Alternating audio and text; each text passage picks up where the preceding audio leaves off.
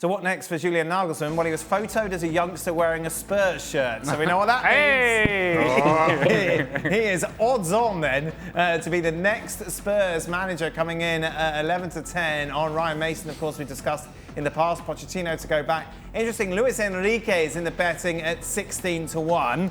Luis Garcia, let's get your perspective on this. If you had to choose between Nagelsmann and Luis Enrique, if you're Spurs, who are you going for? Well, it's a friend of mine, so I will go straight away for Luis Enrique.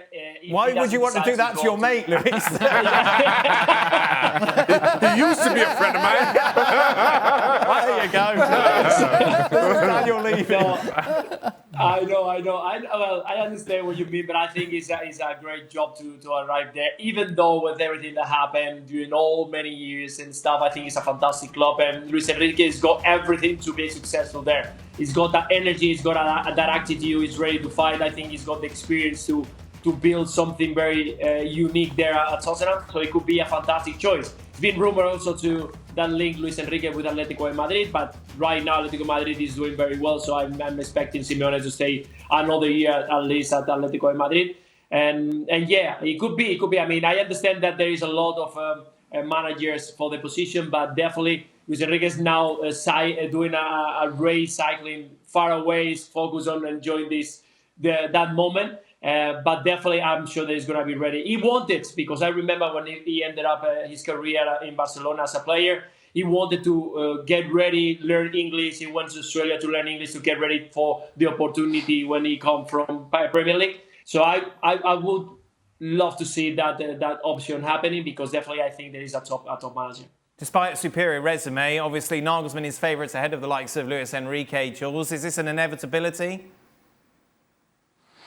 No, I don't think so at all. I mean, I think to start, if you have to say from a Nagelsmann point of view, would you want to go back straight now, or even as early as the summer, so 1st of July, let's say, for pre-season in a club like Tottenham with some good players in the squad, but a lot of things to do, a lot of rebuilding, a lot of work to be done there. No, I'm not sure. If you're Luis Enrique, maybe you are a very different stage to your career than Nagelsmann, for example. Could Nagelsmann also be in contention for bigger clubs?